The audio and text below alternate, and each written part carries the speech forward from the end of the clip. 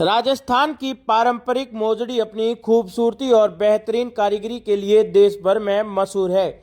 बाड़मेर में बनने वाली यह मोजड़ी हजारों लोगों की रोजी रोटी का भी जरिया है, लेकिन अब इसके कारीगर धीरे धीरे कम होते जा रहे हैं। आइए जानते हैं कैसे बनती है यह खास मोजड़ी और क्यों यह कला संकट में है। नमस्कार साथियों, मैं आपका साथी स्वरूप सिंह परियार और आप देख रहे हैं द खटक। राजस्थान की पहचान सिर्फ उसकी संस्कृति, पहनावा और लोक संगीत से नहीं बल्कि यहाँ की पारंपरिक मोजड़ी से भी है।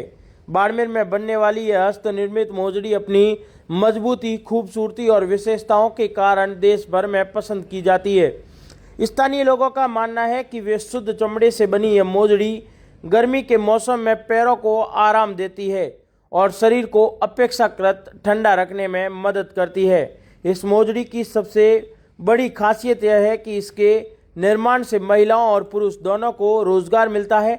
बाड़मेर में विशेष रूप से जीनगर समाज के कई परिवार वर्षों से इस पारंपरिक कला से जुड़े हुए हैं। महिलाएं घर बैठे मोजड़ी पर हाथ से कढ़ाई और सिलाई का काम करती है, जबकि पुरुष बाजार में इसकी बिक्री और व्यापार संभालते हैं।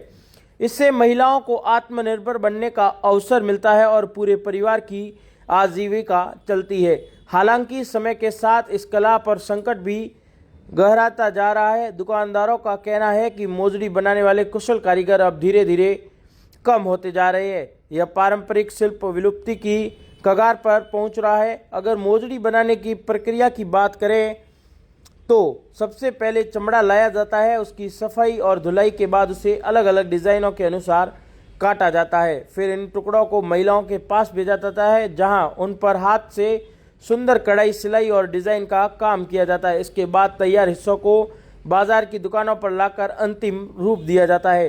तभी एक खूबसूरत और मजबूत राजस्थानी मोजड़ी जो आपकी मोबाइल की स्क्रीन पर दिख रही है वो जो है तैयार होती है, जो अपनी कला और पारंपरिक कहानी खुद बयां करती है। इसी को लेकर आगे आप खुद सुनिए इस दुकानदार ने पूरे मोजड़ी प्रोसेस को लेकर क्या कहा है। धन्यवाद। मेरा नाम हेमराज है और हमारी शॉप आई हुई है मूथा मार्केट के अंदर। स्टूडेंट फुटवियर करके, स्टूडेंट शूज़ करके, पवार हैंडीक्राफ्ट करके अलग अलग नाम है। और ये जो लेदर है ये यहीं पे मिलता है हमको, देसी लेदर कहते हैं इसको। इसमें गाय का, भैंस का और बकरे की चमड़े भी लगते हैं। इसमें अलग अलग तरीके का अलग अलग प्रोसेस होते हैं। ये हम खरीद के लाते हैं। इसकी फिर सफाई वफाई करके इसमें कंप्लीट करके फिर बाद में प्रोसेस करते हैं। जैसे भैया ये बता रहे हैं जूती, इसके फ़ायदे ये होते हैं कि ये गर्मी के अंदर टेम्परेचर जैसे 48 होता है ना, अगर ये पहनोगे तो आपका दिमाग भी ठंडा रहेगा, पैर भी ठंडे रहेंगे।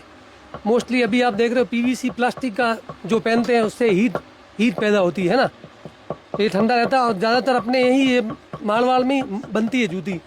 अपन इस एरिया में बाड़मेर, जैसलमेर जैसे मतलब ये पूरी पट्टी समझ लो, ये जोधपुर संभाग पूरा समझ लो, तो जूती का प्रोडक्शन ज़्यादातर यहीं भी होता है। पर यहाँ कारीगरों की कमी होने की वजह से काम बहुत ही लिमिटेड हो गया है। इसमें लेडीज़ और जेंट्स दोनों मिलके ये बनाते हैं। लेडीज़ जैसे ऊपर वाली एम्ब्रॉयडरी वगैरह करती है घर पे ही, ये पूरा वर्क लेडीज़ करती है। बाकी जो चिपकाई वगैरह लेडीज़ करती है। सिलाई का काम हो गया, बाकी ये प्रोसेस का काम हो गया, बाकी ये भैया भी करते हैं हमारा। अभी आपको डेमो भी हमने बताया। इसके कई फ़ायदे भी है।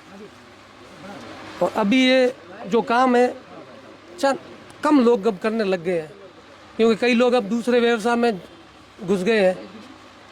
और लड़के जो अभी नए नए युवा वो करना नहीं चाहते इस चीज़ को।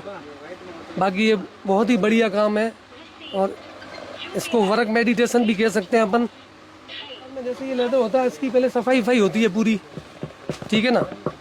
सफाई होने के बाद में दो तरीके का लेदर होता है। एक तो होता है अपर का मटेरियल, ये जो अंदर लगता है ये सॉफ्ट होता है। ये होता है हार्ड। ये इसको कटिंग मोटा भी बना सकते हैं। कोई ग्राहक जैसे मोटा ही मांगता है तो मोटा ही नॉर्मल जैसे यूज़ करना चाहिए। लाइट वेट चाहिए तो लाइट वेट भी बना सकते हैं अपन कस्टमर के हिसाब से। कढ़ाई भी इसमें अलग अलग होती है, कलर वाइज। अगर कोई अदरवाइज कलर चेंज करना चाहे तो अपन वो भी बना सकते हैं।